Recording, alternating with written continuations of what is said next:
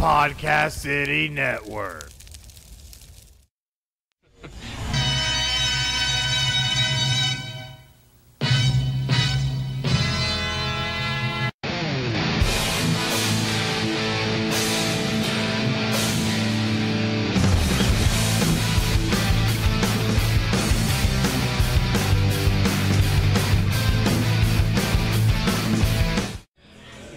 And we are back here on Final Score as part of Draft Day here at City Limits Tap Room. Man, had a little carnage come out there. Whew. I hear that. Every time you do that, it makes me sound like I'm in the movie The Shining. Yeah? And you're like, I'm on the other side. Johnny? Yeah, that's pretty much what it sounds like. I mean, I could bust my head through something, but I kind of left those days behind me when I used to wrestle. There. Hey, look, wood. Anyways, but we are back here for Draft Day as part of Final Score, and I tell you what, I'm having a great time. You having a good time? Oh, it's been a great time. City Limits Tap Room's been such a gracious host for us. Definitely. They've been fantastic. If you've never been out in D-Land, Florida, it's actually out here just north of Orlando, and it's a very nice setup. We've got some pool tables in the back. We've got some dartboards. There's plenty of beers on tap. Oh, plenty. TVs all over the place. But it's a great venue. I'm excited to be here. Definitely. So definitely make sure you come and check it out at 2620 North Woodland Boulevard in beautiful DeLand, Florida, which downtown DeLand was voted not one but two-time America's downtown. So definitely make sure you come out to DeLand and check us out here at City Limits. We've got a great venue in the back, outside bar, of course, the full kitchen. About the outside. Yeah, you can't forget about that. Got some horseshoes you can play. Real great atmosphere. A lot of great fun to be had. So definitely make sure that you come down and check it out at some point. But Derek the beer guy is not here yet.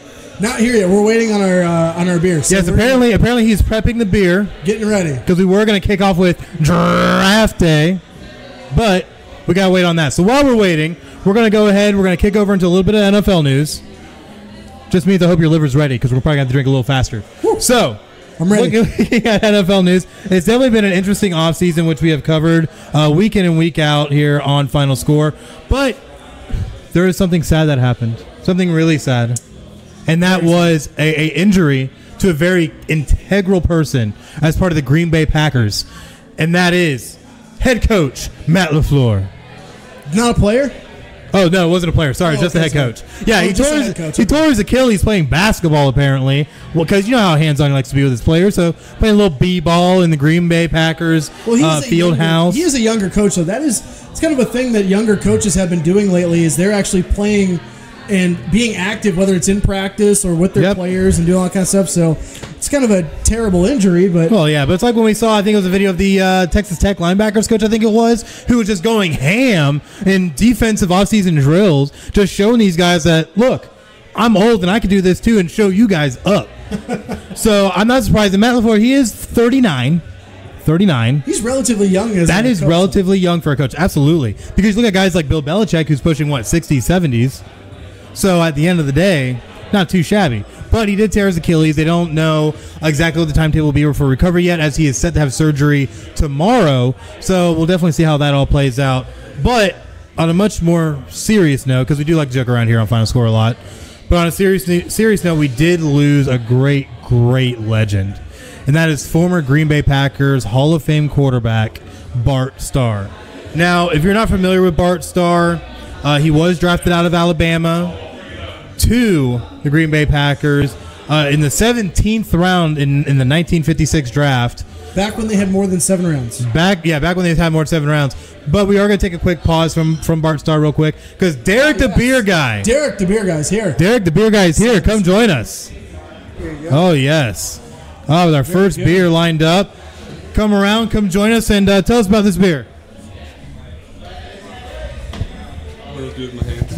There you go, sir. Ricky Bobby. Thank you. Welcome to Final Score as part of Draft Day. It's been a minute.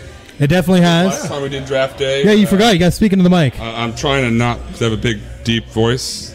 Whoa. Is this good enough? So it's all right. Put it near the mouth. It's so okay. Last time we did this, we were all pretty wasted by this time of the night. Yes, we were. We try to be a little bit professional. We try. Yeah. We try. Final Score, we try to be a little professional. Yeah, we try to be pro, so we can at least be respected. Yes. At least ish. But go ahead. So what kind of beers you got for us? This is Tucher Helles Hefeweizen. It's a beer out of Germany. It is very good, sessionable. Usually you want to have this with a orange in it. We didn't do that, given that these are samples. Very yeasty smell to it.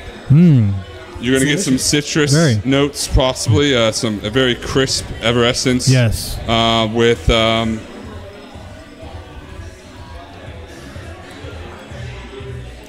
good light malty character to it. Yeah, definitely. I like the German Hefeweizens. They're very delicious. Oh, very delicious beers, and you can definitely get those citrus German, notes. so that makes sense. Well, I am too, but we're not going to be crazy today, okay? No.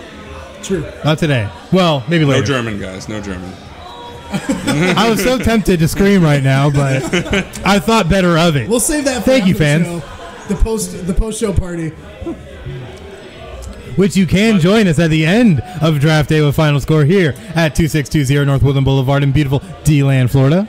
But given that this is the Helles, usually Helles styles tend to be more of a lager, and the color of the beer is a little bit more lighter and pale, which you can definitely see. Now, is it more cloudy because of the citrus, or that's because the typical Hefeweizens tend to be cloudy. Okay. Just that it's not filtered really, and that's a lot of good beers, in my opinion, aren't filtered. They don't filter out. They leave it in there. It just adds to the experience and adds to the beer, in my personal opinion. But Tucher Hefeweizen or Helles Hefeweizen. It's very good. Sorry, I finished mine. I see that. Finishing it with you, sir. Cheers. All right. Cheers. I have another beer, though. I have another beer. And you have another one. So it's okay. You're going to get wasted by the end of this show. I don't know what you're talking about. I never get drunk during Draft Day with a beard on and bright shirts and sunglasses and stuff. We're going to see Chris Carnage. Only if I put the sunglasses on. Hey, guys. And then you'll see a full scale, hey, fans. All right, well, thank you for the first sample here. Definitely. I look forward to seeing the next one. Definitely. All right, as he gets round two, though, we're going to continue with our NFL news. Ooh, there we go. All right, so getting back to Bart Starr, who passed away tragically at 85. He did have a nice full life. It was really great. But he was drafted out of Alabama in the 17th round of the 1956 draft, which, back then they had, I think it was upwards of 20 different rounds. Yeah, I believe so.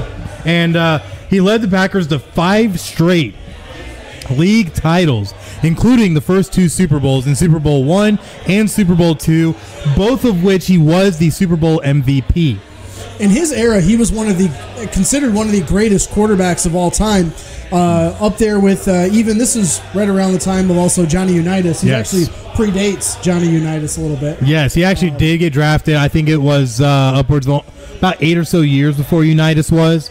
But he was the gold standard of quarterbacks. Yes. In that time frame. So this is this also during the Lombardi era for coaching, and they actually just had on NFL Network, just a little off topic, they actually had a documentary about the Lombardi years, and Bart Starr was included in that, partially as a tribute to him. But really great documentary there. If you get a chance to see it on NFL Network, it's amazing. But definitely a big loss for not only fans of the Green Bay Packers, but just football fans in general. Oh, yes. Especially for what he brought to the table, because he did so many great things in a time where being a big-time passing team wasn't really a thing. And never in a season did he ever surpass 16 touchdowns. Never did he surpass 2,500 passing yards, because then it was literally all about the running game. The forward pass wasn't even that old at that point. The forward pass was only innovated, in the 30s or 40s? I think it was in the early 40s. I think it was the early 40s by, who was it? Oh, yeah, Notre Dame against Army when we beat them 40-0, 1 versus 2. But anyways, that's for another time. And Army still doesn't pass the ball. No, and neither does Navy, and it just passes on to the other service academies. But looking at it, though, he had the highest, Bart Starr that is, the highest passer rating in the postseason in NFL history at 104.8, which is unprecedented. Really is unprecedented. And he had a 9-1 postseason record. However, that one was his very first league title game he had ever played in. So he won the next 9, but the very first one he lost to the 1960 Philadelphia Eagles. Fly, Eagles, fly. The only NFL championship the Eagles had until that's right Super Bowl win. Thank you, Nick Foles. So, at the end of the day, though, Bart Starr really was an amazing player to the point of being not only a 4-time Pro Bowler, he was also the 1966 NFL MVP and was inducted into not only the Green Bay Hall of Fame, but the Pro Football Hall of Fame in 1977.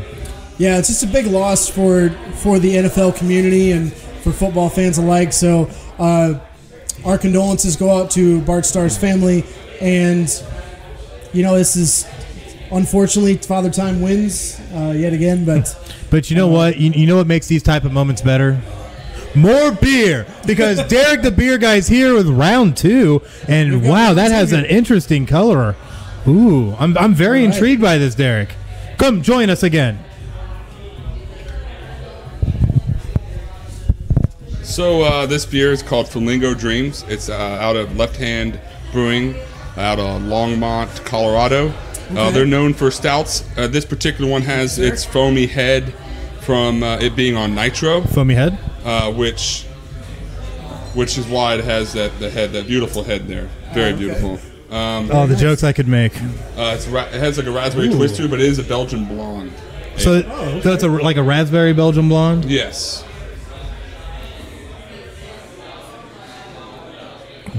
Ooh.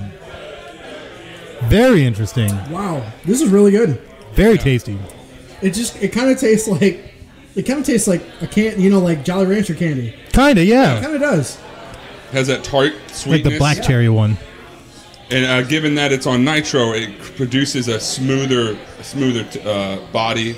And it's a little full bodiness to it. Not more medium, probably medium, but given that's because of the nitro. If this wasn't on nitro, it probably would be a little bit lighter, the lighter side.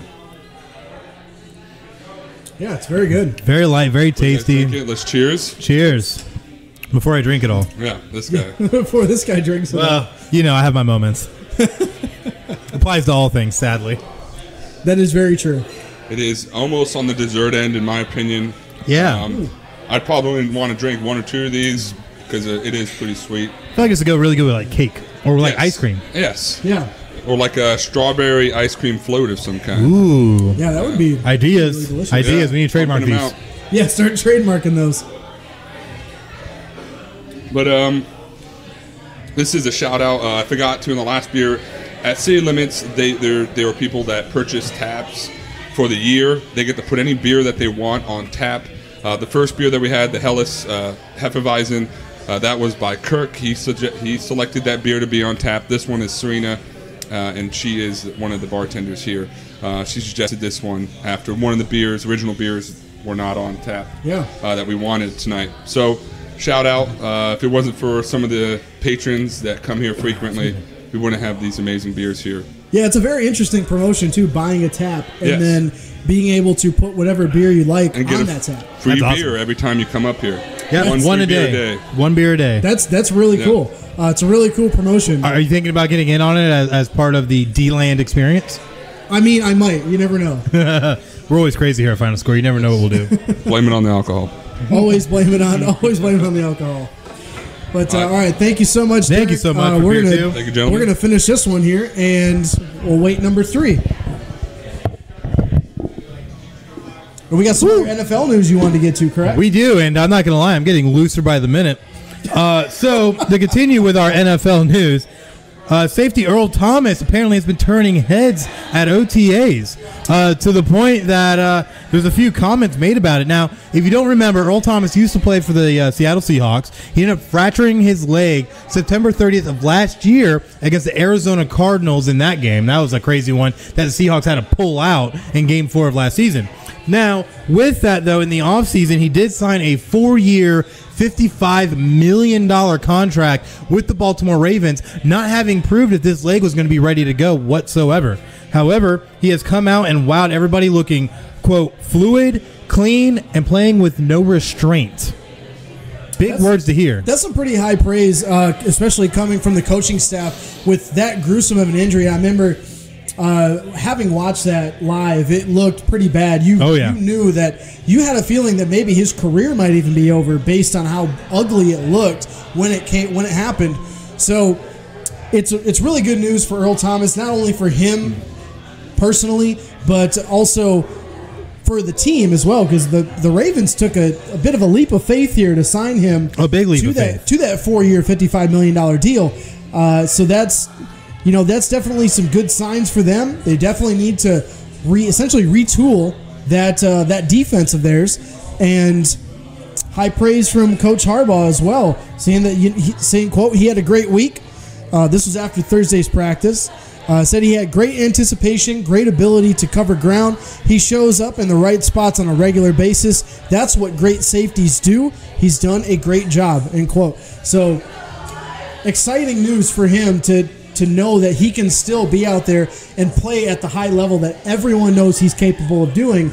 It'll be really interesting to see how he looks further into the offseason, getting into the preseason, and then also getting that in that regular season schedule as well. It's going to be grueling, but I think as he gets a little bit more healthy every day, he's going to look a little bit better. That Ravens defense could look scary if he's fully healthy this year. That, and considering the great history that Ravens defense usually has, having such a great playmaker like Earl Thomas coming over from the Legion of Boom to really slot in and be that new safety of the immediate future anyways for the Baltimore Ravens, I think really helps bring back that type of hard-nosed defense that the Baltimore Ravens have always been known for. So I'm really excited to see how this is going to play out, especially with the other pieces they were able to bring in. So definitely going to be an exciting time to be a Ravens fan this upcoming season.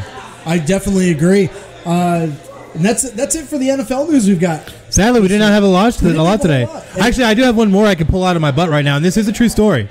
So I can't wait to hear this. I said it. Apparently, there have been reports that quarterback Daniel Jones has taken on a lot of early season mannerisms of Eli Manning that he took early on in his career. So apparently, Giants brass are taking this as a good sign that Daniel Jones might just follow in the footsteps of Eli Manning. I'm pretty sure we talked about this when they drafted him, right? Because he, even in the first weeks of his rookie OTAs, and they were talking about he looks, he sounds, and he acts exactly like Eli Manning. He's like a clone. Mm-hmm. And apparently all of his preparation and the way he does film study, the way he does practice prep, everything follows exactly how Eli Manning does it. To Gettleman's credit, if Jones looks anything like Eli Manning did in his career, a couple Super Bowls under his belt by the end of his career, I think the Giants will be happy. I feel like those Super Bowls were kind of luck, if anything.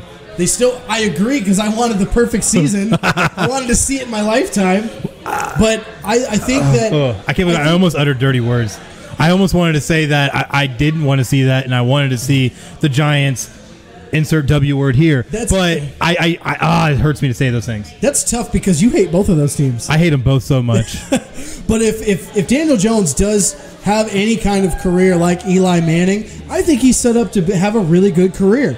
I think he could. I think he could too. And he's a cut-lift guy. Yeah, and I don't think the Giants fans would be too unhappy if he does deliver them a couple of Super Bowls. You know what I find funny, though? Do you remember those old East-West Heritage Key and Peele skits for the All-Star? I kind of feel like he's Daniel Jones, BYU, that's who he is. He's the guy at the very end of that. Who's actually normal. Right. He's like, coming out and just saying, Daniel Jones, Duke. Daniel Jones, Duke. Yeah, I love it. That's very possible. But sadly, that is the end of our NFL news. However, we do have round 3. Round 3 of Draft Day is upon us as Derek the Beer Guy has returned with Flight 3 here at City Limits Tap Room in beautiful D-Land, Florida. Come on, and Derek, join us. What do we have here? So what's this we have here? So this beautiful beverage we have in front of us is called it's St. Bernardus Prior 8. It is out of Germany, actually out of Belgium. It is a Trappist beer brewed by monks. Oh, okay. Interesting. Brewed by monks. Religious beer. So this, by it being prior 8, it no, Mr. Producer, you're not a monk. These monks do drink beer throughout the day. They live off of a liquid diet to a degree, and this means they drink this prior to 8. I believe 8 in the morning. So wow. Starting the day right. That's a good way to start your day. Yes, it is a high ABV. Beer's 8%. It's up there. It's double. Means they use twice as much malt. It's a very dark beer. Yeah. It's very good. Woo. Woo, buddy. Yeah, it's very good. Cheers. Prost. Gross. As you're just slowly descending into drunkenness. I don't know what you're talking Darkness. about. Darkness. Hello, darkness, my old friend. Oh. So what else? So you said this is brewed from Belgium. You said correct? Yeah, Belgium. It is a Trappist style beer, and by Trappist that just means it's brewed by monks, and it has So not brewed in a trap house or anything. No. Okay. Not at all. That's some stuff that We're not going to talk about let's that. not go down there. That's for a different show. Another show. It's not brewed in the bathtub. None of that. Or in a prison or anything. That's Or in good. a prison Good. toilet. No toilet. No toilet shine. Okay. Very malty. This is like a classic. I recommend if you want to get into Belgian beers, start with your Trappist style beers because those are going to be the clean, the best. This has been around. They've been brewing this beer since the 1946. I believe, and the Monastery itself has been around longer than that. Very cool. What kind of food do you think you would drink this with? I mean, I would have to recommend. I feel like a good bratwurst, some sauerkraut. I like a good old brat. Yeah, good brat, sauerkraut. Maybe even. It has a lot of yeasty notes to it. And it's sweet, so anything that doesn't like hearty and full food. Now to drink this in a full glass, do I have to wear lederhosen? I mean, it would be awesome. It's encouraged. Yeah, Is it encouraged? Okay, I'll have to get lederhosen for the next draft day. I can get some for you. Don't tempt me. I have relatives that have lederhosen. Oh, don't tempt me. I think we need to do a special once. German beer special? Yeah. So if you want to see Chris here and lederhosen in a future episode of Draft Day, make sure you drop us a line on Facebook, Twitter, or even on the show right now. Yes, leave a comment. Leave a comment. If we get, let's say, 50 responses? 100 responses. You want to do 100? Even 100? Even 100. If we get 100 responses, I will wear lederhosen on the next episode of Final Score. Wait, the next one? So does that... Or the one after. I don't know. We'll see how it works out. So basically what that means... In the future. ...is if the day before the show we don't have the goal, I'm going to single-handedly keep responding until we get to the 100. You set no parameters, sir. I didn't say everything was finalized either. You set no parameters, sir. I never said parameters were finalized either. You gotta have it all. Oh, of course. I only go 110%. Yeah, and you gotta get some clogs in your feet. I might have to learn a little bit of German too. Those I cannot get. I can't get clogs. I'll create some if I have to. You're gonna carve them? Carve them myself. You can carve them yourself? All right. I mean, I got free time at work these days. I'm sure you do. All right. Well, thank you very so good. much. Thank you so much. Let's go for the next round. Go for the next round. Thank you so much. Did you down that whole thing, right? Are you complaining? Yes, it's getting really cooked. Yeah, somebody's might need to have the producer go check on him in a minute. You get just water, sir. But so one of the things that we wanted to unveil during this show, one of the big pillars of this show has been revolving around college football. Yes. I know you've been excited for this for weeks. Oh, I'm so excited. Because as you know, if anybody knows, Chris Wilson or Chris Carnage, both of which are extreme, I'm talking extreme Notre Dame fans. So, if they're in the same place, it's almost like having 10 fans in one place. It's very dangerous. Hey, fans. Hey, fans. But the big thing is, though, is that we are going to be unveiling our top 25. Too early to say, but it's our too early top 25 for college football. Our way too early top 25. We just got done with a lot of the spring games throughout the country. Yep. All the recruiting is done. Now we're just waiting. Go to NCAA, not switch yet. Now we're just waiting until camps to start and getting ready. So let's go ahead and start from the top. I think we're going to start from the very top. You got on the one?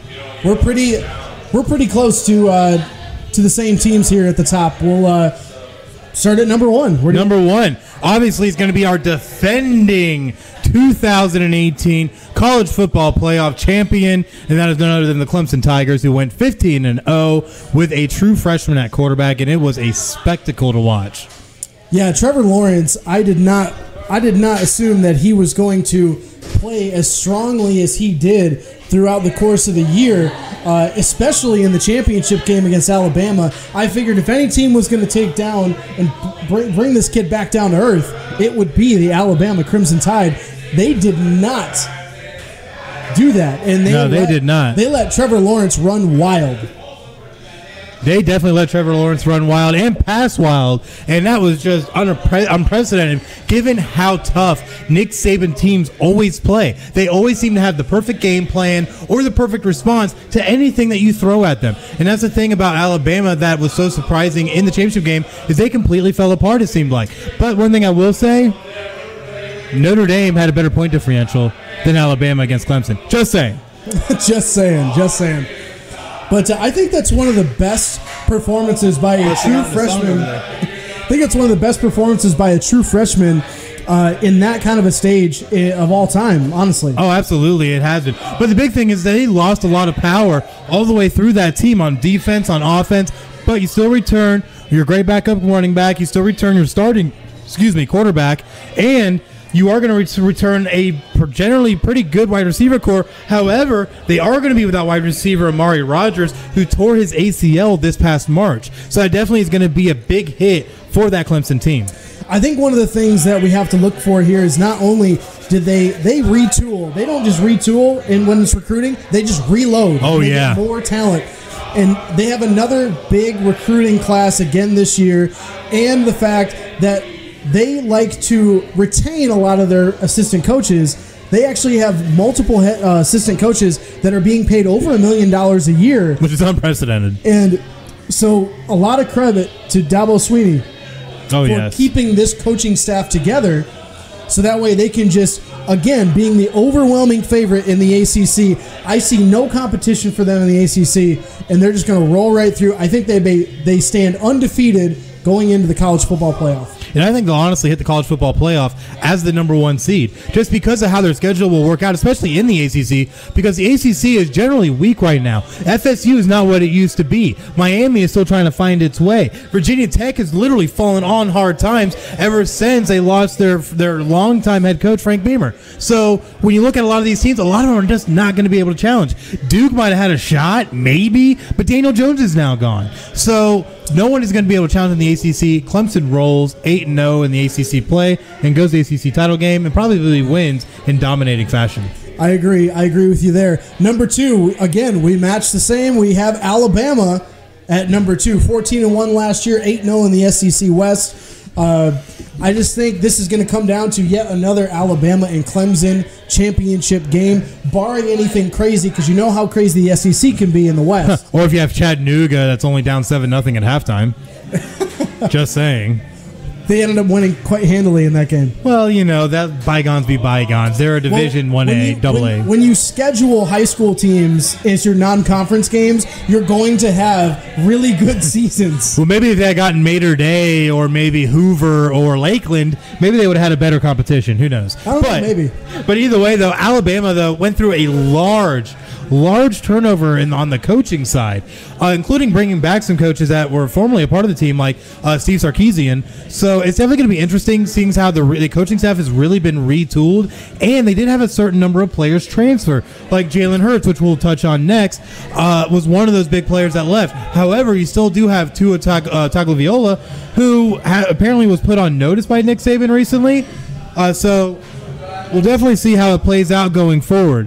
And I don't know. I don't know if they're going to be able to recapture the same magic necessarily to get to this level. However, you can never count out a Nick Saban team. So expect Alabama to not only be in the mix for the SEC title, but definitely be in the mix for the college football playoff. Alabama, year in and year out, they do things they've done things with some even guys that were no name at the beginning of the year, and Nick Saban knows how to coach his guys up. He knows how to get the best out of every player that walks through his door, and I think they're going to really just run into some potential. What's going on? Sorry, I accidentally shot a piece of paper into the producer's drink, and I feel really bad. I didn't see it. Wait a minute. Now you owe him now something just attacked me. Oh, it was a coaster. You owe him a beer. I owe you a beer. Tell him to put it on my tab, Mr. Producer. But I think Alabama, no matter what, they know how to get the best out of their guys. And even when they do, Nick Saban has done more with less. Wait, are you showing that in the camera?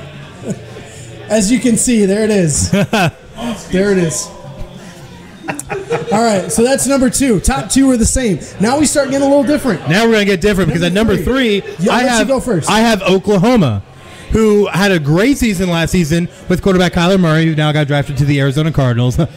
Great move that was. So at the end of the day, though, they've been able to have not only last year's Heisman winner, but boast also the previous year's Heisman Trophy winner with quarterbacks Kyler Murray and Baker Mayfield. Now, Baker Mayfield has gone on to do great things in Cleveland already in such a short amount of time. Now, we also expect Cleveland to be one of the top teams this next season with Baker at the helm. So they are obviously able to pump out quarterbacks. And funny enough, they have former Alabama quarterback Jalen Hurts now transferred in and cemented as the starter for this upcoming season. My number 3 goes a little bit different. Mine, I go with Georgia out of the SEC East. They went 11-3 last year, 7-1 the SEC East. They have come heartbreakingly close to dethroning Alabama in each of the past 2 seasons. But head coach Kirby Smart continues to reload this team in recruiting. They boast another top 2 recruiting class for the Georgia Bulldogs. I think it's Alabama-Georgia in the SEC title game again this year. Winner gets the 2nd seed potentially in the college football playoff. I'd absolutely have to agree with that because they are honestly head and shoulders above the rest. Even though the SEC has even gotten stronger going into this season, when you look at the makeup of Alabama and Georgia and just the amazing recruiting that Nick Saban and Kirby Smart have both been able to do, it's just been paramount to those programs to be where they are now. Because it's funny because looking at my number 4 is also Georgia. Now, also, they did have Justin Fields transfer out. But when you still have Jake Fromm sitting as your starter, ain't got no worries. Jake Fromm's already proven himself on a big stage that he can play. So if others are able to come in around him and do the same, this Georgia team, literally, sky's the limit. I have to agree with you there. My number 4 is Oklahoma, so we just flip-flop 3 and 4. Funny how that works. For all the reasons that you stated about Oklahoma with Jalen Hurts coming in, and Jalen Hurts was 26-2 as a starter at Alabama, but they're returning 10 starters on defense. Even though it was very porous last year, they did bring in Ohio State's defensive coordinator, Alex Grinch, to help take the place of Stoops, who was the previous defensive coordinator.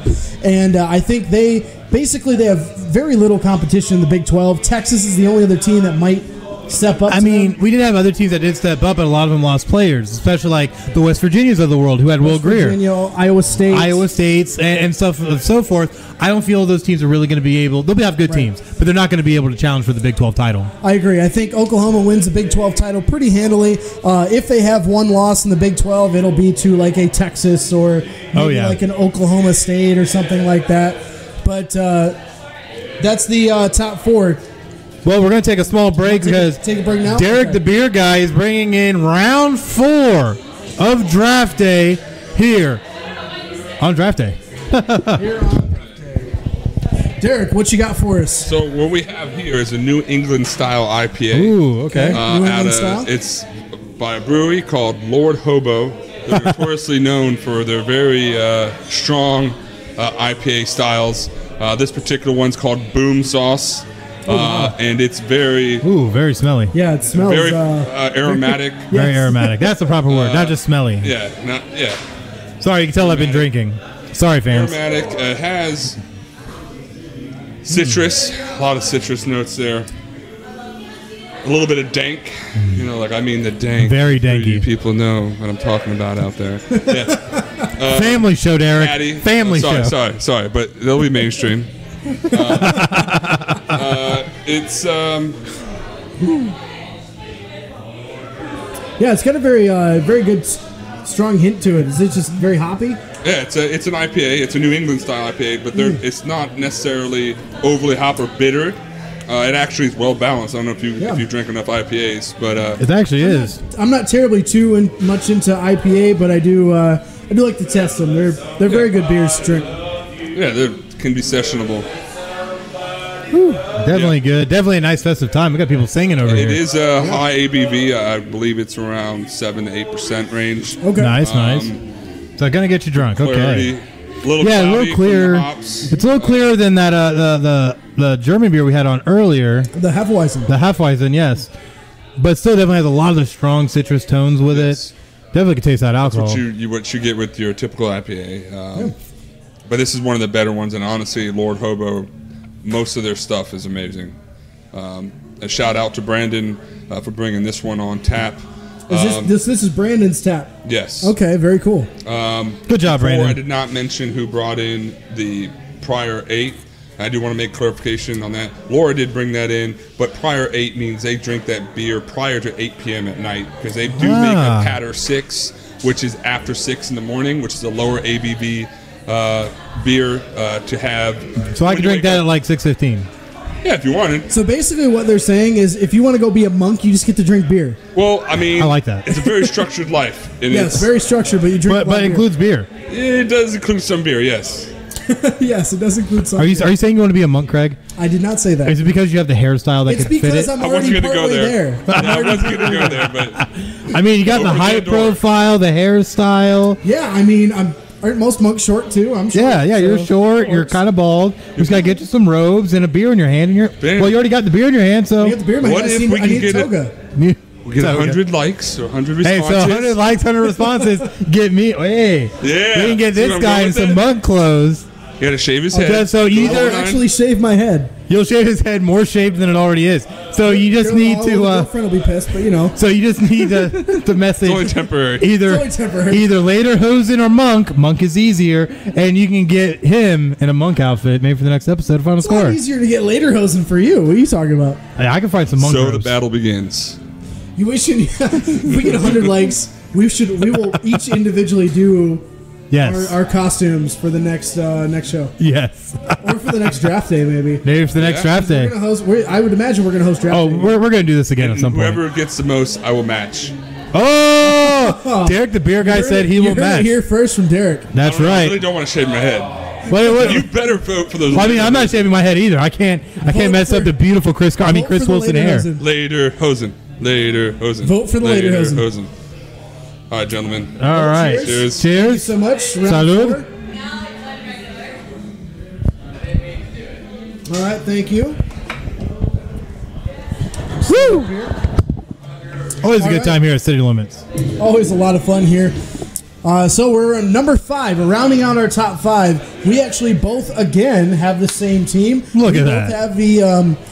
I'll let you say it. Oh, because you just like calling the team from the north, right? I can't. Or the south? I don't know what you guys call them. I call them. Technically, I'm actually south of this state, but we actually call it the team down south. Well, I call this team the Ohio State Buckeyes, which we both have at number 5. Now, with Ohio State, it's very interesting. They went 13-1 last season. Did have a really good season, but honestly, obviously fell short. But they do have a quarterback coming in, transfer from Georgia, Justin Fields, who has been able to sit behind Jake Fromm and learn not only from Jake Fromm, but Kirby Smart. So this is a prepared player, and they say he always looked really good in practice, definitely could step in and start and be able to be that guy you need. So it's definitely going to be interesting to see how he fits in to this now new offense because Urban Meyer has stepped down. He is no longer the head coach at Ohio State. I agree, and I think what happened with this, Justin Fields comes in. He has been practicing well, but he did not look great in the spring game. No. So I mean, you're really kind of wondering, is this going to be the guy moving forward? But Ryan Day was the guy who ran the offense last year. He's taking over now the reins, and I expect this offense with three other big key returning starters on offense to continue to score points. Definitely. Running back J.K. Dobbins, wideouts KJ Hill and Austin Mack. But really what's going to carry this team to potentially win the Big Ten and even further potentially in the college football playoff is going to be that stout defense. Definitely. They lost one starter from last year's defense, and he was a top 5 pick.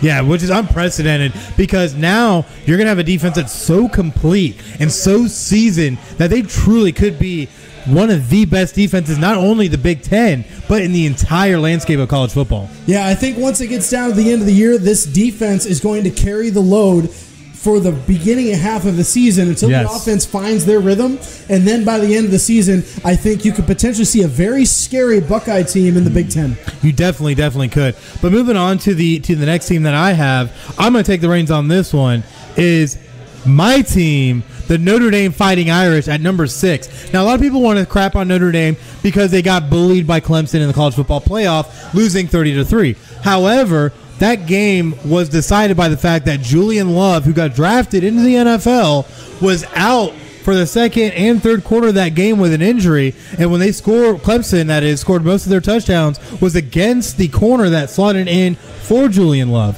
So, honestly, that game could have been a lot closer than it actually was. However, the offense wasn't able to get going under Ian Book and Dexter Williams, so it ended up setting them back a lot in that game. However, they beat the crap out of a lot of teams last year, setting all kinds of offensive marks and defensive marks for the team. Now, you also have to keep in mind that last season was the first year under Ian Book as the starting quarterback. And now there also is no more Brandon Wimbush to worry about because Brandon Wimbush has transferred out, which we'll cover more in a little bit later. But with how Notre Dame figures to come in, they return a lot of their defensive starters. However, they are missing Jeffrey Tillery, who was a very disruptive defensive lineman for them. And with him gone, you kind of wonder if that defensive line is going to be able to be as dominant. But with a lot of the recruiting they've done, especially under Brian Kelly, they might be able to get that defense back and around. But they do return a great linebacking core and a great secondary. So we'll definitely see what will happen. But the big note to take from the spring game, Ian Book is not only more comfortable in this offense, but has gotten to the point where he feels like he can step in and do anything he needs to, like a Peyton Manning, if you will, to be able to get this offense to the next level. It's high praise there, sir. Oh, it is high praise, and I will leave it there. So we have number 6 and 7 swapped yet again. I have LSU at number 6, Notre Dame at number 7. LSU, I think they are going to perform about the same way they did this year. They had coming off a 10-3 season, 5-3 in the SEC West. Yep. Losing against some of the top tier teams. I think LSU does a similar path this year. They have also, just like Michigan, have tried to open up their offense a little bit more of a spread offense. Yeah. So you kind of saw that at their spring game, but I think this could be really 6 through 10 can be any order really. It definitely could. All these teams could potentially move up and jockey for those positions. I think LSU is going to finish behind Alabama in the SEC West, but they're still going to be strong enough in the national spotlight that they'll probably be roughly around in the top 10, top 15. As for Notre Dame, I do agree with you. Ian Book does look a lot more comfortable, but they only have, I think it was 6 returning starters on offense, 5 on defense, something like that. Roughly. So they do have a lot of reloading to do, but being an independent, you get to play essentially whatever schedule you want, so your schedule is probably going to be easier than most, and you've got to think of Stanford's down. Yep. USC, way down. They're not what those two teams are not what they were. I'm actually blanking. I don't have the schedule for Notre Dame this year, but you guys are playing. Michigan, I believe. We do play Michigan. We are playing State. Stanford, USC, Michigan State. I do not believe is actually on the schedule this year. We do open. Oh my goodness, I can't even remember right now. I've had too many beers from draft day. But the idea is, I think your schedule is favorable for the Notre Dame, so that way they can make another run at a college football playoff. But it really is going to come down to, can Ian Book keep this offense moving?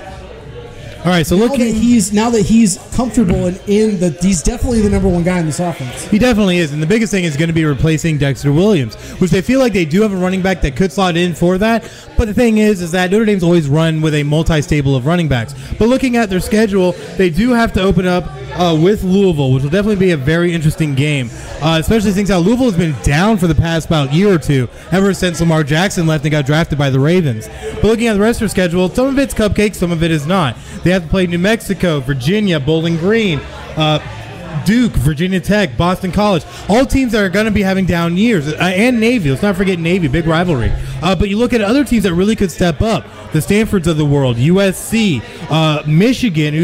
We're not even going to talk about Michigan. I think the toughest games on their schedule is going to be at Georgia. Is going to be a big one. Definitely going to be the biggest one. USC is always a very charged game, as is the Navy game, as is the Stanford game. but I think those are all winnable games.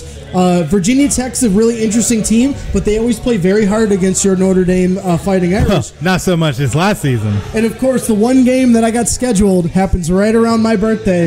That Michigan-Notre Dame game at Michigan.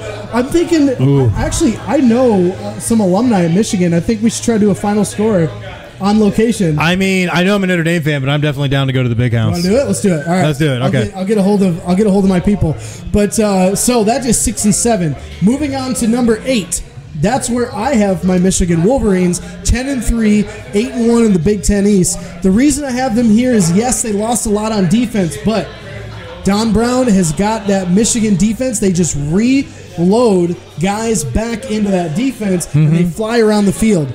Big reason I have here, we don't want to put too much stock into spring games. Of course. But new offensive coordinator Josh Gaddis comes from Alabama, and he's going to give this offense a shot in the arm that they desperately need in the passing attack.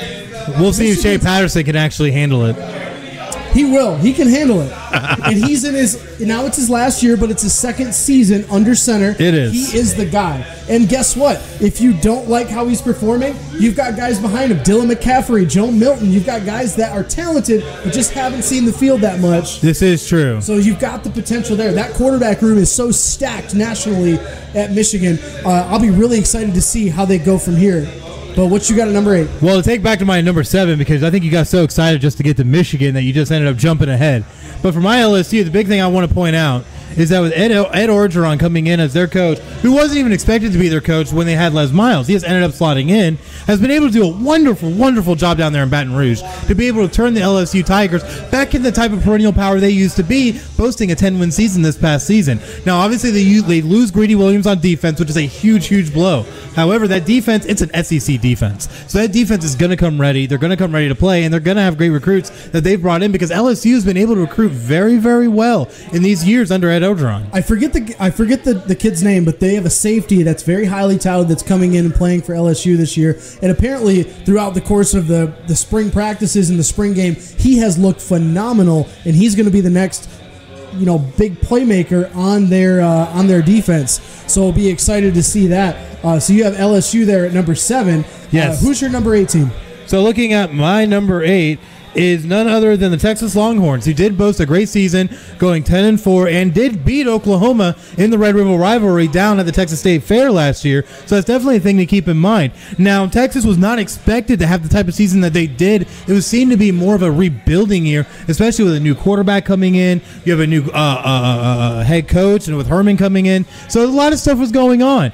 But they were able to get themselves to a respectful 10-4 season and a 7-2 mark in Big 12 play. So Texas definitely can make the noise. It's just really if they're able to get a lot of these younger players to take that next step, because Texas was one of the youngest teams in all of college football last season. So definitely a thing to keep in mind. But before we move on to our number 9s, we do have round 5 of draft day. Derek coming back in. That's right, Derek the beer guy.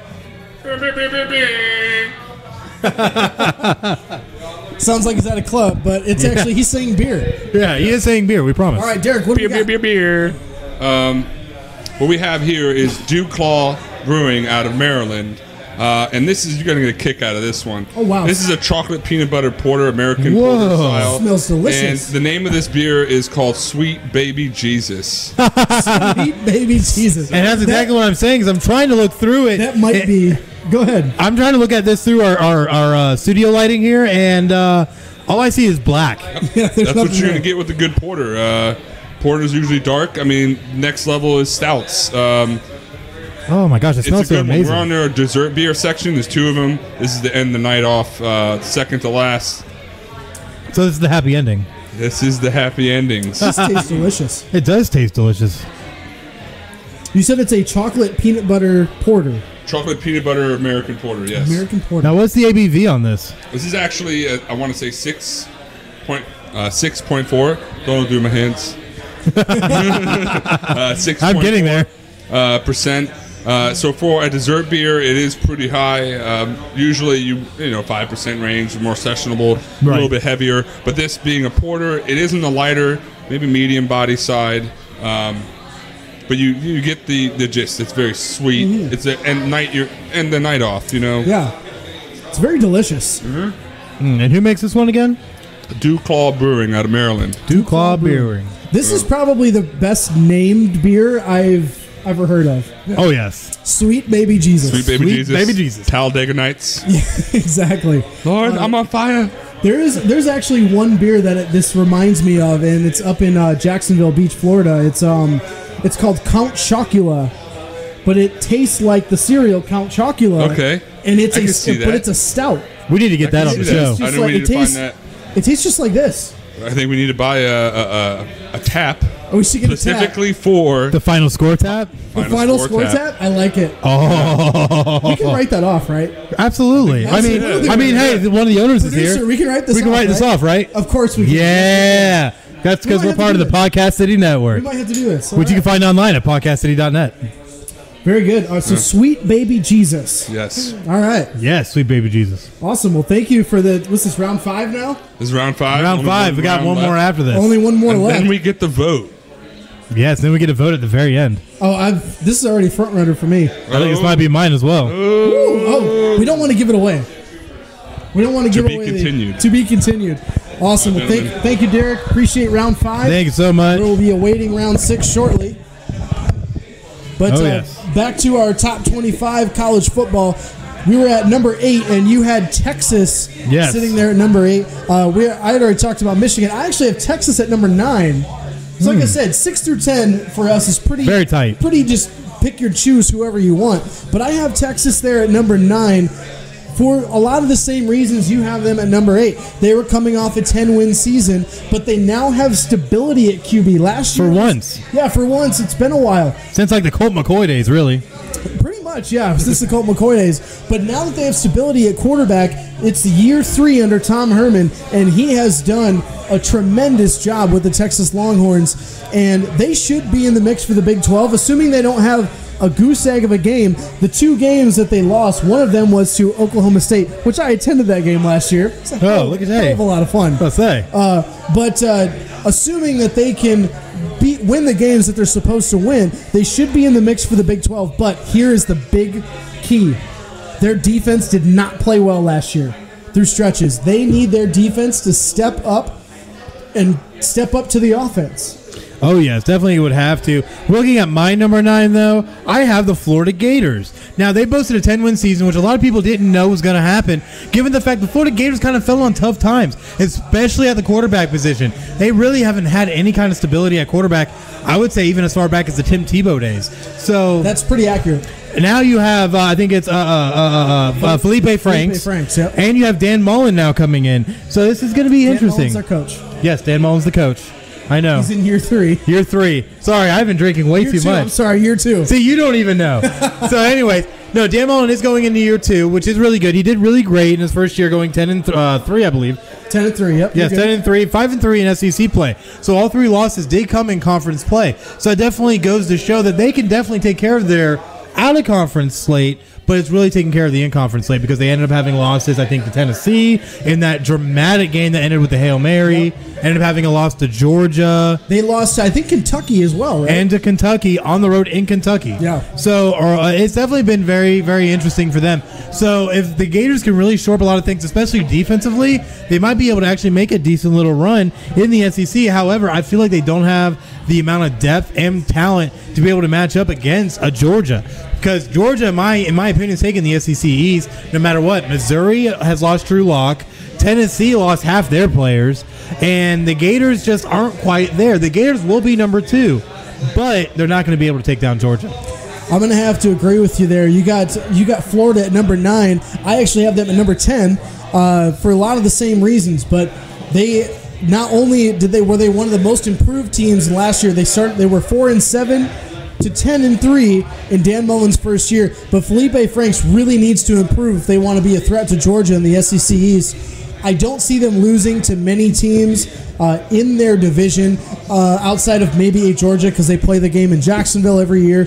But here's the big thing that I want to point out about Florida's schedule.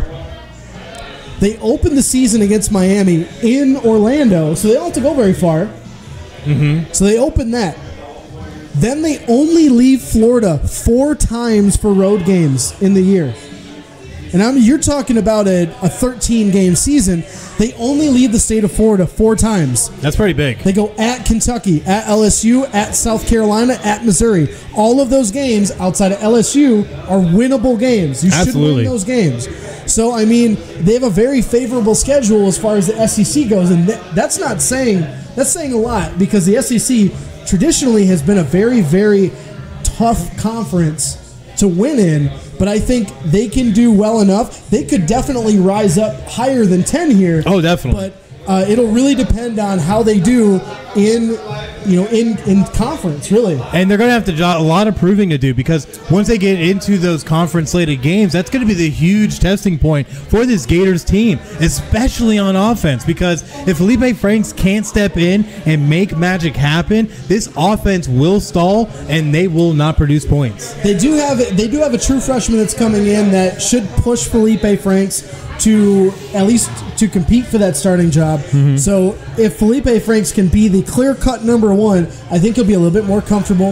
They were finally a little bit more balanced. They could actually run the football last year. Who would have thought? Who would have thought? And their defense was actually pretty stout. So if they can continue that coming into next year, I think they can have a really good shot in the SEC East, and they just got to get over that Georgia hurdle, which I don't think they can do. No, I don't think they can either. But looking at my number 10, I have your Michigan Wolverines. Now, Too low, bro. Oh, no. Hey, you're still top 10. Be happy.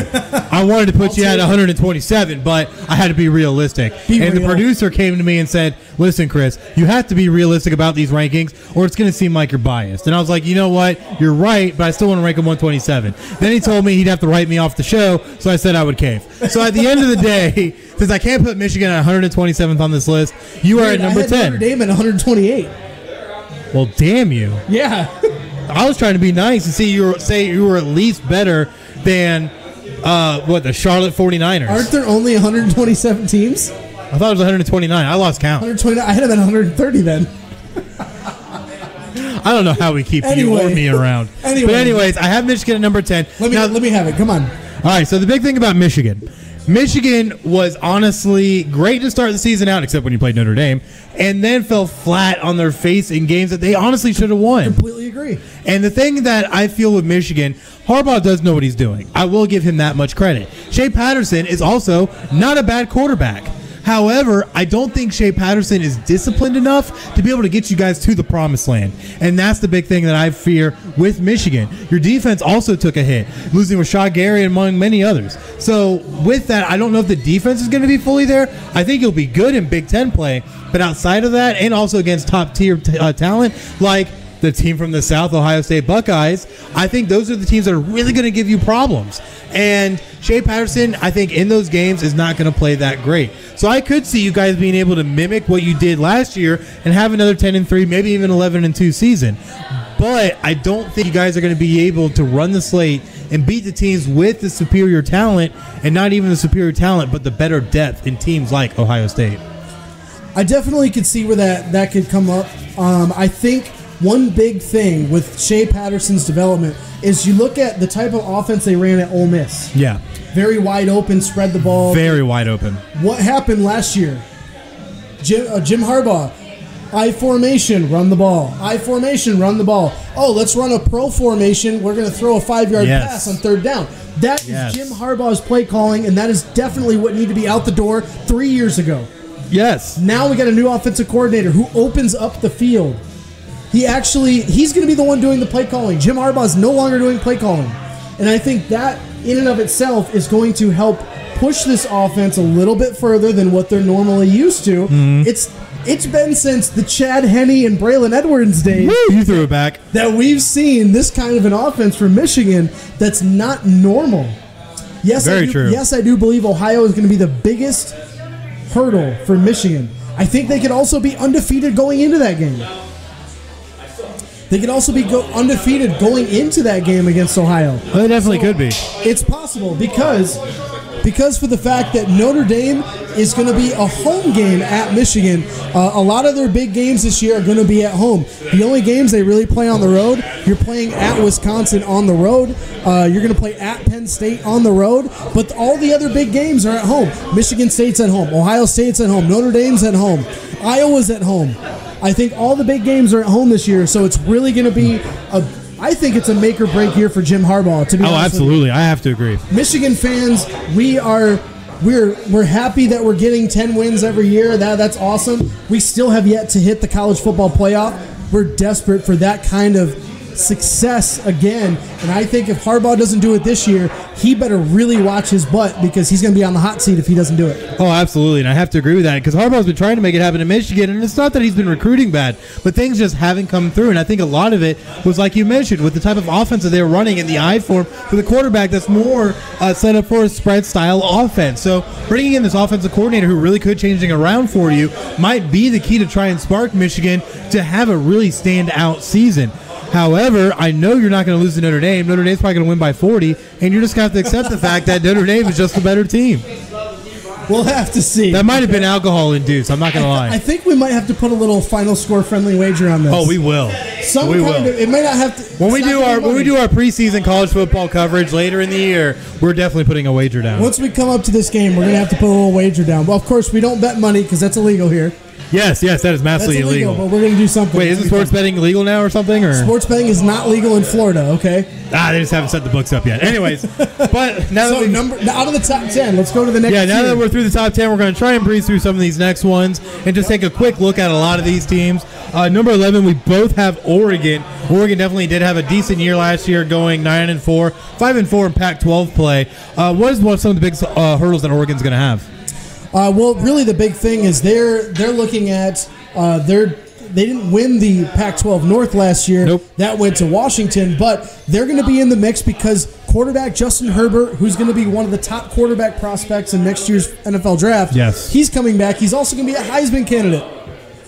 So I think they have to be one of the favorites coming back into the Pac-12 in 2019. So I think that's why I have them slated at number 11. I think they have just enough that they can win the Pac-12 North. Absolutely. And looking at number 12, I have Washington sitting there. The Huskies, they went 10-4 last year, 7-2 in conference play. We're a very well-rounded team, but lost a lot of pieces in the draft defensively and a little bit offensively. So I don't know if Washington's going to be able to stay up with an Oregon, but Washington definitely will be there to try and make some noise throughout the season.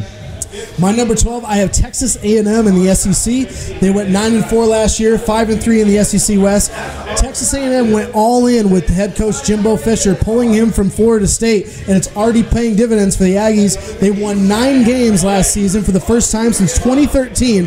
They routed NC State 52-13 in the Tax Slayer Gator Bowl, and they had the number 3 recruiting class coming into this year. Huge. So here's the big hiccup for Texas A&M. They have a brutal schedule in 2019. Very. This could really make or break this year. They could have all 4 or 5 of these losses. All 5 losses could really spell into a terrible season for A&M. They're at Clemson, at Georgia, at LSU, but they do have 2 home games against Auburn and Alabama.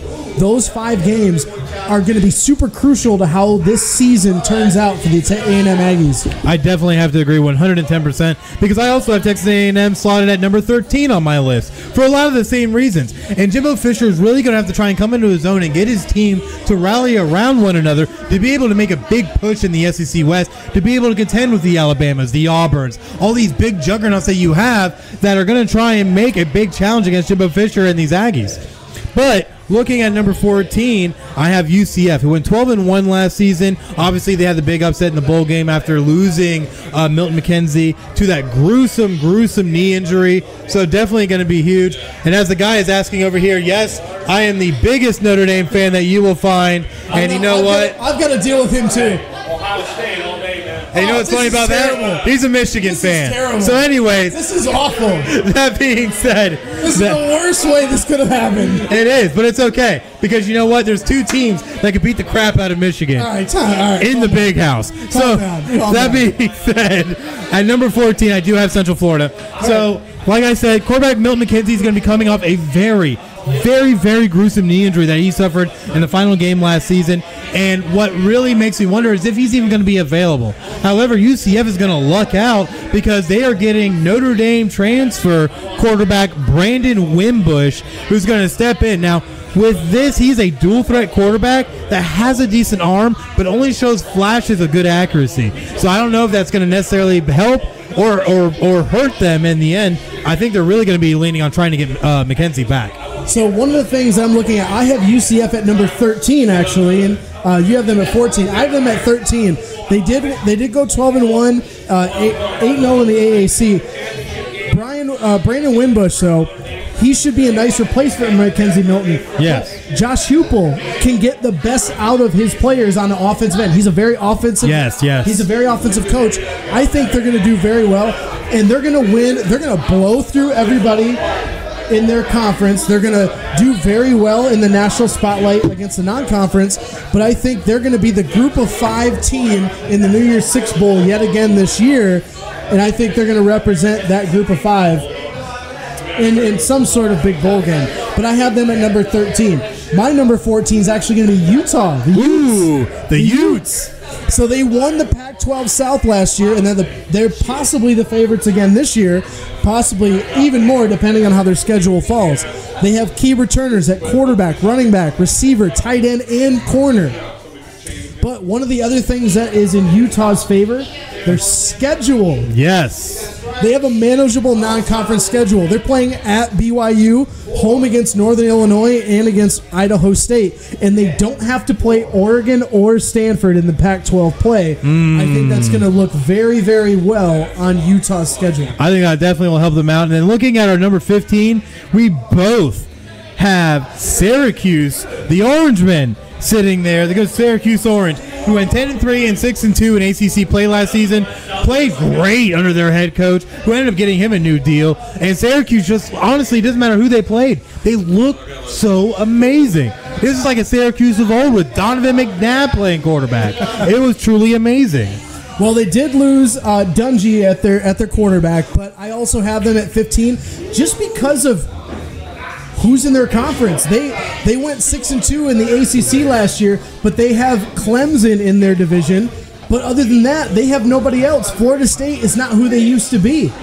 They don't have that much of competition. NC State, Duke are all in that conference, in that division. So I see them having a favorable schedule yet again this year. They won 10 games for the first time in 17 seasons last year. And here's how their schedule looks out.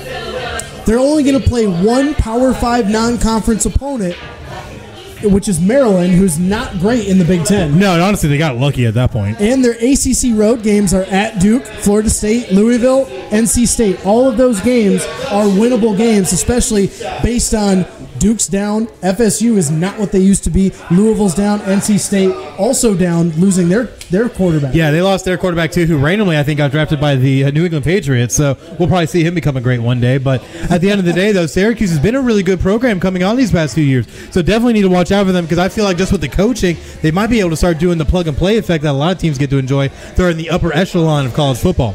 So we need to try and breeze through the rest of this. But before we get to that, last round, round 6 of draft day. Derek, beer guy, bring it on. Sir, we are ready for you. Probably need to drink more water. You need to. All right. All righty. Baby right here. Come on back, Derek. Derek, sir, what do we have? This beer right here is the nightcap of all nightcaps. It's a great dessert. It is 10% beer. Whoa. Dessert beer. It is an Imperial Stout, which is Chris Carnage. Oh, Chris Carnage is coming out tonight. It's happening. It is happening, ladies and gentlemen. This beer. He's just laughing his ass off. Yes, our producer is probably hating this right now. Or just waiting to see how crazy I get. Party. Please don't fire me, producer, please. It's called S'mores. S'mores. So it's going to taste like s'mores. I'm not going to lie. Southern Tier is great. Like it. Smells great like s'mores. on this. You got the graham cracker, Makes me need a chocolate. fart. Oh, yeah, there was a frog in here, ladies and gentlemen. Yeah, there's a frog on that Harley. Yeah. Harley? Anyway, I'm sorry. So it's sorry for his Southern Tier out of PA, New York area. Okay. It is. Oh, it smells like a Hershey bar. It's like a Hershey bar. Very light, though. It tastes really good.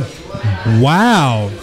Leave that back. It's not light. It's medium body. You get the graham cracker. You get a little bit of the marshmallow. with a little bit of chocolate, but more of the graham cracker, if you guys agree with on that. It really, it's amazing to me what breweries can do nowadays and how they can just seriously just infuse it with whatever they want it to. You know why? Science. Science is amazing. Rules. Science is amazing. Science, ladies and gentlemen, and kids, but this is not a kids show. So this is a family show. Family show. Well, maybe not today. Parental advisory. Maybe not so much today because we got draft day on tap. But I tell you what, this is really amazing, real good taste. And what I love is that as you drink it, the aftertaste, that's where he starts tasting the graham cracker and the s'mores effect, is that it kind of comes in there at the end. It's like a nice little pleasant hoorah. You get more of the graham cracker marshmallow than you do the chocolate through the body, through the tongue there. But it's a very medium to full body. Yeah, it's very delicious. I mean, yes, very much so. I've honestly never tasted anything like this in a beer before. Yes. What was this called again? This is S'mores. And who makes Southern this? Tier. Southern Tier. And Southern Tier is a great brewery. They've been around for a long time. They produce a lot of great dessert beers, in my opinion. They have a beer called Cream Brulee. They have a beer, the vanilla custard beers. Main one. They have a lot of great dessert beers, and you can't go wrong with Southern Tier at all. So you said this is out of the Pennsylvania and New York area? Yes. Yeah, this is delicious. I've never had this before. This is very good. Yeah, this is really good. I really enjoy this. 10%, ladies and gentlemen. 10%. Chris Carnes coming out tonight. Delicious, and it'll get you drunk. So, ooh, so tasty. As Samuel Jackson would say, it'll get you drunk. Good old Samuel L. Jackson. Can't go wrong with that. Derek, the beer guy. But we'll bring you back on when we make our final pick of the night. Yes. Or sorry, for the pick of the month. The pick of the month for draft day. Thank you so much, Derek. Thank you so much. So on the top 25 countdown, we were just rounding out the top 15. We're at number 16. And number 16, I have Washington, which you've already previously stated. Washington at 10-4, 7-2 in the Pac-12 North. Jacob Eason is going to be the next quarterback. He's a transfer from Georgia. Yep. And he's going to come in and take over for Jake Browning. But this is a Chris Peterson team, so you know they're always going to be a factor in the Pac-12. Oh, most definitely going to be a factor. At my 16, I have Iowa, who did lose some offensive firepower, but do return some good starters on offense and defense. So the Iowa Hawkeyes definitely could make some noise in the Big Ten. So definitely watch out for them going forward. But at 17, though, I have the Penn State Nittany Lions, who did lose their starting quarterback in the NFL draft in McSorley, but are always good at recruiting. Penn State is a very popular school. So we'll definitely see how they come out with their new quarterback and see what they're able to bring to the table. They're still strong defensively and still return the running back, if I'm not mistaken. So definitely watch out for Penn State next season. Yeah, my number 17, I have Washington State out of the Pac-12. They went 11-2 last year, 7-2 in the Pac-12 North, tied with Washington for the lead. So they're coming off a school record 11 wins last year, and they have a transfer from Eastern Washington named Gage Gubrud. G-U-B-R-U-D. Gubrud. Yeah, Gubrud. But please don't sue us.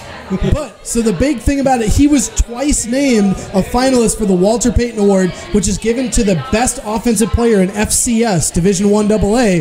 And he threw for more than 5,000 yards in 2016, a couple of years ago at Eastern Washington. So I think, Mike Leach is always going to be bringing that kind of an offense, and he can utilize another veteran quarterback in his offense. They're going to be in the mix in the Pac-12 North with Oregon and Washington. That Mike Leach loves having big-armed quarterbacks that can just bomb it down the field, and he's able to take those guys and make them into successful quarterbacks. So definitely be interesting to see what Washington State does there. But at 18, I have Iowa State, which is a little bit more surprising given the amount of talent that they lost last year. Even though they only did go 8-5 and 6-3 in Big 12 play, they were able to have great playmakers at not only running back but at wide receiver with guys like N'Keal Harris. So it's definitely going to be interesting to see how this team bounces back. I definitely think they can make some noise in a Big 12 that's not really known for defense. So they might be able to come out and make some noise. I think you mean Hakeem Butler. I don't know. N'Keal Harry went to Arizona State. Don't mind me. I've been drinking in their same colors, so it all works. But Hakeem Butler, same one. So 18, you've got Iowa State. I have Stanford at number 18 here. Ooh, a little high. Again in the Pac-12, it's a little bit high, but All three of Stanford's non-conference opponents have been ranked in the top 25. They got Notre Dame, UCF, and Northwestern. They're going to have one of the most difficult 4-game stretches, but I think they have a little bit of an identity crisis right now. They do. A bit of an identity crisis. They only have 3 returning offensive starters and 5 on defense. So I think, but Shaw knows how to get his guys ready to play. He knows how to coach guys up. So I think there might be a little high in my opinion right now, but I have them in that mix to be in the Pac-12. Well, at 19, I have Northwestern. Northwestern did go 9-5 last year, 8-1 in Big Ten play, and was able to make the championship game, if I wasn't mistaken, for the Big Ten. They actually were the first team to win the Big Ten West since, Wisconsin's done it the last couple of years. They've been the first non-Big Ten West winner in a number of years. Yes, absolutely. And Fitzgerald's done a great job with this team. They do return the starting quarterback, who's a great quarterback, and now is going to be coming into his own to really make some noise this upcoming season. So definitely look out for Northwestern, because I think they could possibly make a return trip to the Big Ten, given how weakened their division is. Yeah, the Big Ten West is really going to be an interesting conference division this year. At number 19, you are going to love this one. So, am I going to lose my mind? We each have teams that are not in each other's top 25. I actually don't have Iowa in my top 25 at all. Look at you. But bite your tongue. My number 19 team, you have Northwestern. I have Northwestern at number 20. I'll talk about them in a second. I have Nebraska at number 19. Nebraska, I know.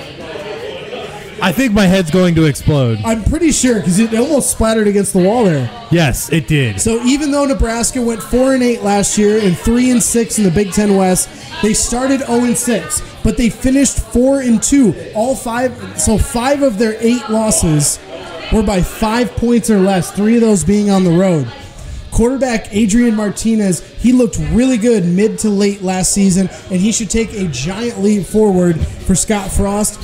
Now, here's part that always plays into everything, the schedule. Nebraska's schedule. They play Ohio State, Northwestern, Wisconsin, and Iowa all at home. Lucky. Northwestern, Iowa, and Wisconsin are all in division, so those are going to be huge. Absolutely. And here's the other thing. Nebraska does not play Michigan, Michigan State, or Penn State this year in the regular season. Who'd they pay off? I don't know, but they got the luck of the draw this year. I think they take a huge leap forward in year 2 of Scott Frost, and I think they have a winning season, and they could potentially compete for the Big Ten West here. I can't believe I'm going to say this. Beating Northwestern. Oh my gosh, I got to say this. All right, so Nebraska's a dumpster fire. Scott Frost is a great head coach. Don't get me wrong. Not a dumpster fire. Just because you go 4-2 in your last 6 don't mean crap. Because the thing I look at is that you might have lost 5 of your 8 games by 3 points or less. Whether you win by an inch or a mile, winning's winning. The same is true for losing, because there's a reason you lost. You weren't good enough. So you're also looking at an organization that was there last year. Yes. And their coach was, oh, gee shucks, guys, we just lost the game. Oh, I guess we're just okay with it. That's the kind of coach they had in Mike Riley. That's very true. I mean, they have a strong athletic department. Yes, they do. The athletic director, that's what they wanted. They wanted Scott Frost. They do. And I think Scott Frost is a good coach, and I think he can do great things. So but we call him a dumpster fire. Okay, how about this? You get a garbage can fire. You get a 13-gallon kitchen garbage can fire. Hey, you guys have seen it here first. He's going to eat his words when Nebraska comes out swinging in the first part of the year, and this dude's eating his words over here. It's okay. Plenty of teams have made me do that this year already, so it's okay. It's okay. It's a common theme for this guy over here. I like to eat it. But who do you got Northwestern at number 19. I have Northwestern at number 20. Big reason, they did win the Big Ten West last year. They get Clemson quarterback transfer Hunter Johnson, who was ESPN had rated as the top pocket passer in 2017. Yeah, they did. And they're going to be defending the Big Ten West. Hopefully it'll give them a little bit of a spark on offense. I think Northwestern's going to be in a battle with Nebraska, Wisconsin, and Iowa, all for the Big Ten West. That's definitely going to be an interesting play out, especially with the Big Ten West. And honestly, with how so many teams took a step back, it's kind of made that division more even. So it'll definitely be interesting to see how that works out. Much more wide open. Who do you got at number 20? So at number 20, I have the Utah Utes. Now, while I do think Utah's a great team, I didn't think they were that great. I felt like it kind of fell into a lot of positions because other teams in front of them ended up just faltering. So with Utah going 9-5, 6-3 in Pac-12 play, I think they definitely have a chance to try and make it back. But I don't know if they'll actually do it, and that'll be the big point of that. And you got to look at the other teams in that division. USC, trash. Yes. UCLA, trash. Yes. Arizona State could not win a string of games to save their life. And now I have Herm Edwards as their head coach. I mean, well, last year was his first year. Yes, and that's what I'm saying. They have him, and they also brought in, oh my goodness, I can't even remember right now. Who's the coach they brought in as an assistant? I know who you're talking about. I can't remember the guy's name at the top of my head. It's going to bug me. It's going to bug both of us till the end of the show. But so you have Utah at number 20. At number 21, I actually have Iowa State. So you had Iowa State earlier. In your top 25. I have them at 21 because yes, they did come off an 8-5 record last year, 6-3 in the Big 12. Quarterback Brock Purdy is set to become a breakout star for the Cyclones. So it'll be really interesting to see how Matt Campbell keeps his guys all around that top 25. I think they'll be in the contention in the Big 12 with Texas and with Oklahoma potentially. It really depends on how their schedule is going to lay out for them for Iowa State. All right, and to bring it back to Arizona State real quick, that was Marvin Lewis. Who came on as a special advisor. Head coach for the Bengals. That's right. Hey, that dumpster fire. Are you saying you're going to bring on a bunch of convicts now? I mean, they could. You're in Arizona State. It's the number one populated school in all of college, period. So that being said, you can sneak in a lot of guys, right? Just sneak them on in. Yeah, sure. I'm sure. Who do you got at number 21, though? So at number 21, I also have Washington State, who did play great last year and honestly exceeded expectations under Mike Leach and was able to honestly battle through a lot of bad situations that happened to them with their starting quarterback who ended up committing suicide. It was very, very sad. They turned to their backup who did play really good. So it's definitely interesting to see what Washington State's going to do. They definitely made noise last year in the Pac-12, but we'll definitely see if they can keep it sustained. That's the big thing. They did go to 11-2, and they won the Apple Cup against Washington, but I don't know if they have enough to try and take that next step to win a Pac-12 title. But at number 22, to keep the ball rolling, I have the Wisconsin Badgers, who did go 8-5 last year and 5-4 in Big Ten play. The division really did catch up to the Badgers in 2018, as a lot of things came a lot closer, and obviously they didn't even win the division at the end of the day, like they had in many years before. However, they did have their quarterback, Alex Hombrook, who had recurring head injuries that prevented them from starting for the previous 4 seasons. But they do have quarterback Graham Mertz, who definitely should slide in as a top-rated quarterback passer, and the number 21 overall recruit. Sorry, I've been drinking way too much. I see that clearly. In the 2019 class. It's hard to string words together. But he could compete for the starting spot. The big thing with Wisconsin, though, is that they didn't do really great in the passing game. However, they've always been known as a run-first team. Right. They have boasted great running backs, like Donald Pumphrey, for instance, who ended up going on to Dane? Hey, Ron Dane, man. Great players. And they've always been known for that old school 3 yards and a cloud of dust type of football. So we'll definitely see how Wisconsin ends up shaping up going into the next season. Who you got? I also have Wisconsin at number 22. I think it's really going to be tough for them this year to try to win the Big Ten West again because you've got teams like Northwestern, Iowa, Nebraska all jockeying for that Big Ten West title. But Heisman Trophy candidate Jonathan Taylor returns at running back, but they must improve on that passing game, and they do have those quarterbacks that you mentioned. Yes. So hopefully, if you're a Wisconsin Badger, that will be a step in the right direction in the passing game moving forward. But I have Wisconsin number 22. I don't see them winning the Big Ten West this year. Number 23, I have Penn State. So I know you had them a little bit earlier. Yep. Here's the big reason why. Penn State, not only were they they had some veterans last year. They lost a lot of veterans. Yes, they did. They're going to be a very young team in 2019. Also, a big key for me. Yes, they recruit well. Yes, it's a good school they like to go to. But 5 underclassmen entered the NFL draft, and 11 others, mostly grad transfers, but 11 other players also entered the transfer portal. That's true. Out of Penn State. So I don't see, especially in the Big Ten East, you've got Michigan, you've got Ohio State, you've even got a team that's not listed on either of our rosters of Michigan State. They play better than they generally initially ranked. So they generally play a little bit better. But you knew this when you were the Big Ten and you separated them into divisions. The Big Ten East is always going to be loaded. Yes. So I think it's going to be a little bit too loaded for Penn State, but their non-conference schedule and for some of their other games against lesser conference teams, I think will push them up kind of in the end of the top 25. Definitely. So who do you got for number 23? So at 23, I have Stanford, the Stanford Cardinal, who did go 9-4 last year, 6-3 in Pac-12 play. They definitely are a team that is trying to bounce back. They did lose a lot of players, like you mentioned earlier, into the draft and through graduation, including one Bryce Love, which is definitely going to be a big hit, even though he did get injured at the end of last season. So we'll definitely see how Stanford's able to bounce back. But Stanford and head coach Shaw have always been able to recruit very, very well to Stanford ever since they were able to enjoy the extreme success of Andrew Luck. So I think Stanford could have the potential to bounce back, especially in their division. So it really just depends upon how they're able to get everybody going as a whole, especially on offense. But looking at 24, Actually, we both have the same teams at 24 and 25. We have the same teams at 24 and 25, so I'll take the lead with 24 with Auburn. We both have Auburn, who went 8-5, 5-3 in SEC play. They did lose their starting quarterback, Jarrett Stidham, to the NFL. He's actually the quarterback that went to New England. Yes, he was the quarterback that went to New England. The quarterback you were talking about before, Finley, went to Cincinnati. Yes. Ryan Finley. Don't mind me, I've been drinking. So, that being said, Auburn did lose quarterback Jarrett Stidham to the NFL. But they do have a true freshman and a redshirt freshman quarterback that are currently vying for the starting position. So it definitely will be very interesting. Both were very highly touted recruits, but we'll definitely see who comes out in that race. So who do we got at 25? Rounding out the top 25, we both have the Army Knights, the Golden Knights.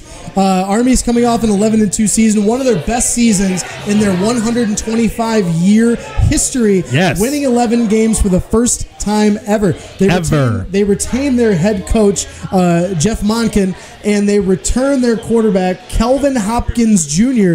He's actually the first Army player ever to pass and run for more than 1,000 yards in a season. So I think based on their schedule, they do have some tough games. They played Michigan early in the year, so I think they're going to have a few losses. They're going to take a few lumps, but overall, I think they'll be okay.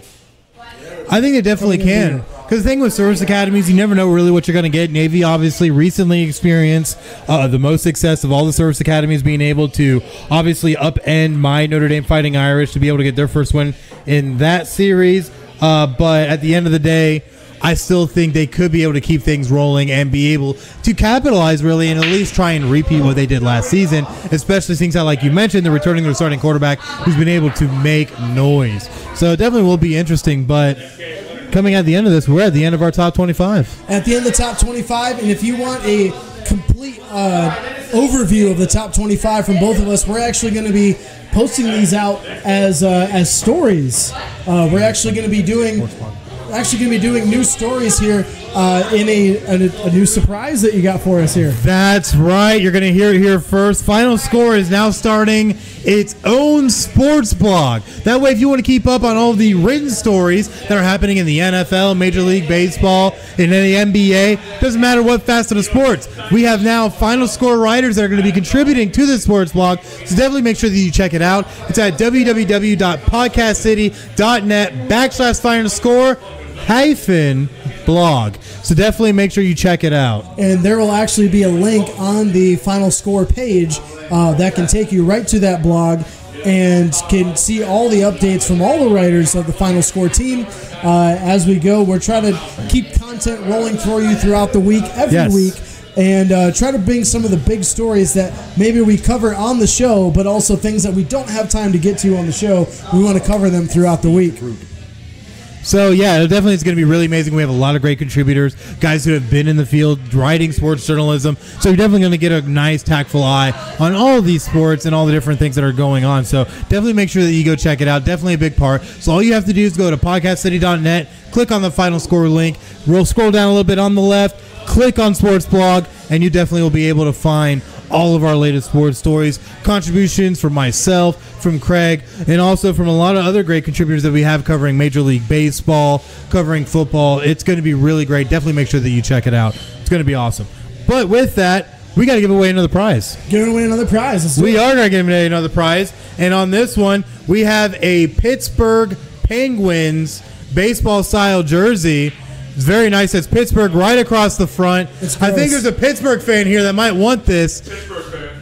But, you know, we got to see who wants it. It looks kind of gross to me. I mean, you think it's gross. I call this a jersey. But, you know, I mean, it is what it is. Don't dip it in your beer. I'll dip it in the beer. I think you'd like that. If I can light it on fire afterwards. I can't keep a straight face on that one. But we'll definitely throw this out. Hey, there's a guy over here. There you go. Have some fun with that. So definitely going to be a great time. So, man, we're coming near the end of all this. Yeah, we got not too much left. We're just going to wrap it up. We got to do our week ahead. What are you looking forward to in the coming week? Well, we do have the MLB draft starting on Monday, June 3rd, and running through June 5th. It's going to be great. Starts on June 3rd at 7 p.m. Make sure you check it out. And also, one of our writers, Rod Nunez, is also on the Final Score blog, released a recent story about his projections for the top 10 picks in the MLB draft. So definitely make sure you go over to www.podcastcity.net/FinalScore-blog, and you will find that story there. But what else we got going on? I'm looking forward to the rest of the NBA and NHL playoffs.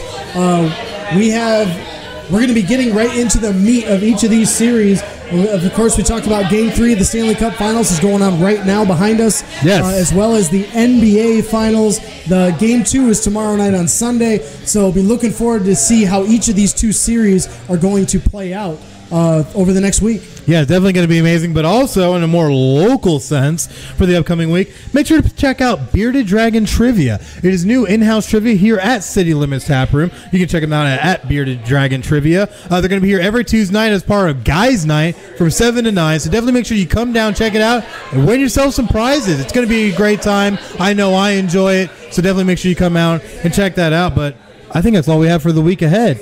So that leaves us with one thing left, right? One thing left. We got to bring Derek back in. That's right, Derek the Beer Guy. We got to make our pick of the month for Draft Day. Our draft pick of the month. Draft Day pick of the month. So made that pick right here, ladies and gentlemen. So what do you got right there? What are you sipping What are you sipping on there? That is the S'mores Imperial Stout. I love my Imperial Stouts. And you can blame it on alcohol. The ABV on that is 10%. It'll get you drunk. Definitely will. So, of all 6 beers, we had Tucher, Helles, Hefeweizen. We also had Flamingo Dream on Nitro. We had St. Bernardus Prior 8, Lord Hobo Broom Sauce, Dewclaw Sweet Baby Jesus, and Southern Tier S'mores Imperial Stout. My vote is for this dessert beer, S'mores. S'mores? That's a good one. Southern Tier. What is your picks? Honestly, I think I'd have to go with the Dewclaw Sweet Baby Jesus. I really enjoyed that one. It has good drinkability, and you can't beat a name like Sweet Baby Jesus. That is true. I do love that name. This is a really tough list to pick from. You gave us a very tough list. I'm going to have to go with the S'mores as well. I really liked it. I was going to go with Sweet Baby Jesus, but as soon as I sipped that, game over. So I'm going with the S'mores. So I guess that I thought makes... I was going to be the rebel. You thought you were, but I guess the S'mores Imperial Stout is our Draft Day pick of the month. So definitely make sure that you come down here to City Limits Tap Room at 2620 North Woodland Boulevard in D-Land, Florida. And check out all the great drafts, including the Imperial Stout. That was one good Imperial Stout, I tell you what. It is. I appreciate you bringing all those flights to us. Those are some delicious beers. It was a lot of work. Absolutely. There was weighed a lot. And to walk back and forth. And now you're drunk, and go enjoy your endeavors. Thank you so much for joining us, Derek. Always a pleasure. Appreciate it. It's been a pleasure meeting you. Thank you so much. We look forward to seeing you again. Yes. All right. Well, sadly, this is the end of yet another, not only Draft Day, but episode 16 of Final Score. Definitely make sure that you check out Podcast City Network on all of their outlets, on Facebook at /Podcast City Network, on Twitter at Podcast City Net, and of course at our website, podcastcity.net. But where can they find us for Final Score? Final Score, you can find us on Spotify, Google Play, iTunes, iHeartRadio, TuneIn, Stitcher. Just search keyword Final Score. You can find us also, like you said, on Twitter and Facebook at PCN Final Score. Yeah, so definitely Lots of avenues to find us. Yeah, a lot of avenues, so definitely make sure that you go on to those avenues. Give us a like, give us a follow, give us a subscription, and check out all the great things that we have going on, as we always try to bring you guys the very, very best. But this is the end of episode 16 of Final Score and Draft Day here on Podcast City Network. We thank you so much for joining us here on Twitch. Make sure that you check us out next week for episode 17 of Final Score. But until then, I'm Chris, and this is Craig, and this has been Final Score. You have a great night.